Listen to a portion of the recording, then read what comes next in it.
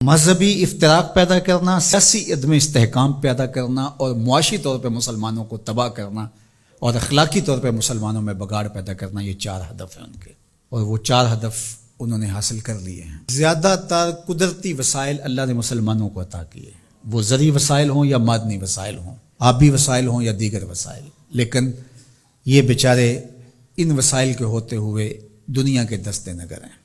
دوسرا، اللہ نے ان کو جمعیت اور قوت جو عطا کی ہے، لیکن 73 گروہوں میں بانٹ کر کے ان کو کس طرح سے ایک دوسرے کے ساتھ مخالف کھڑا کر دیا گیا ہے۔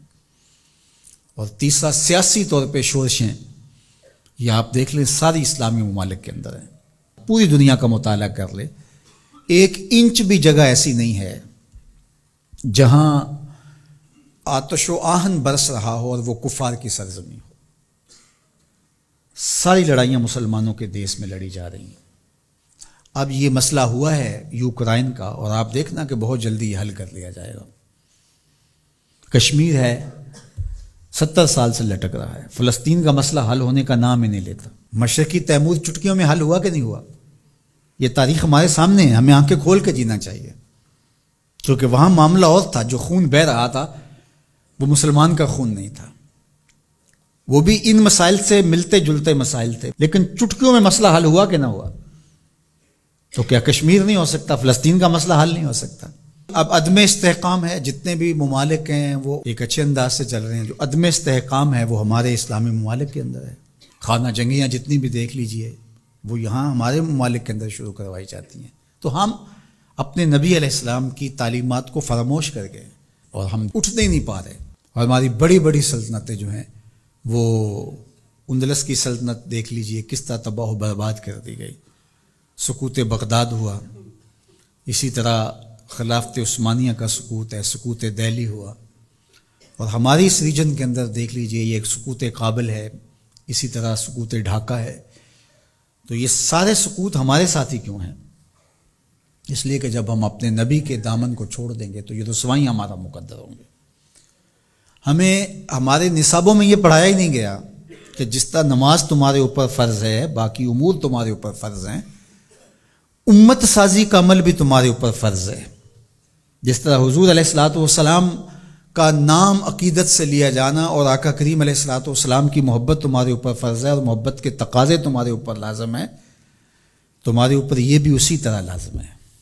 تو اس وقت ہمارے ساتھ جو کچھ ہو رہا ہے اور جس سمت ہم سفر کر رہے ہیں اور جس طرف ہم جا رہے ہیں، تو اس وقت سب سے زیادہ ذمہ داری علماء کی ہے اس بات میں، باقی حکمرانوں کی ہے کہ وہ معاشی بحرانوں میں حکمران قوموں کو مبتلا نہ دے، چونکہ قوم جب معاشی بحران میں مبتلا ہو جاتی ہے تو پھر اس کے نظریے پیچھے چلے جاتے ہیں۔ دور موجود میں کہتے ہیں اس دور کا ایٹم بم معاش ہے، جو قوم معیشت کی تباہی کے دانے پہ آ جاتی ہے اس سے پھر جو مرضی آپ منوا لیں، اور آپ جانتے ہیں مسلم حکومتیں کیا کچھ نہیں مان لیتی ہیں، اور یہ حکمرانوں کی ذمہ داری تھی کہ وہ، لیکن ان کے پیٹ ہی نہیں بھرتے، ملک کو اس بے دردی سے لوٹا نہیں نوچا ہے انہوں نے، لیکن ابھی تک ان کے پیٹ ہی نہیں بھرے اور نہ مستقبل میں کوئی بھرتے ہوئے دکھائی دیتے ہیں۔ تو یہ ایک دردناک صورتحال ہے۔ جو اسلام کو دوسرا بڑا نقصان پہنچایا ہے وہ منبر و محراب کے ذمہ داران نے پہنچایا ہے۔ بر صغیر پاک و ہند کے اندر تجزیہ کرتے ہوئے حضرت مجدد الفسانی علیہ الرحمہ نے کہا کہ 4 طبقے ایسے ہیں جنہوں نے سب سے زیادہ اسلام کو نقصان پہنچایا ہے۔ یہاں پر اس ریجن کی وہ بات خاص طور پہ کرتے ہیں، وہ فرماتے ہیں ان میں سے ایک علماء سو ہیں، انہوں نے اسلام کو بہت زیادہ نقصان پہنچایا ہے۔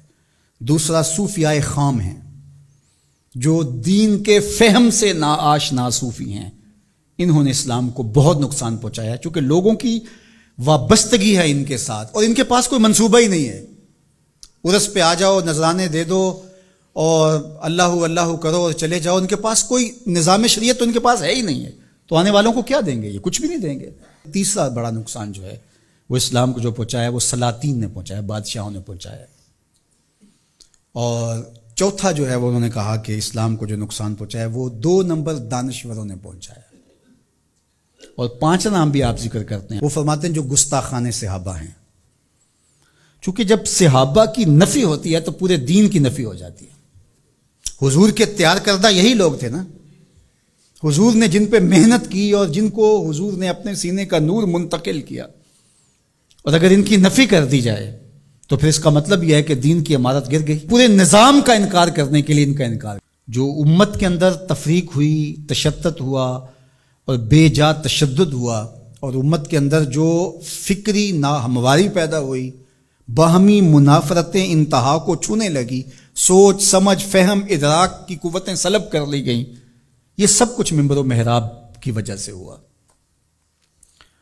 اور اس میں علماء حق یا علماء ربانی یا علماء راسخین جس کو قرآن نے کہا ہے وہ نہیں شامل، لیکن علماء سو جو ہیں سب سے زیادہ مسلمانوں کو اگر نقصان پہنچایا ہے علماء سو نے پہنچایا. اللہ ہمیں امت واحدہ کے نور سے مالا مال فرما، ایسی امت واحدہ جو تیرے محبوب کی سچی غلامی کا حق ادا کرنا جانتی ہو، ایسی امت واحدہ جو صحابہ کے در کی دہلیز کی نوکر ہو، جن کے رگ و ریشہ میں اہل بیت کا پیار محو نفوذ ہو، جو اولیاء امت کے طریق پہ گامزن ہو.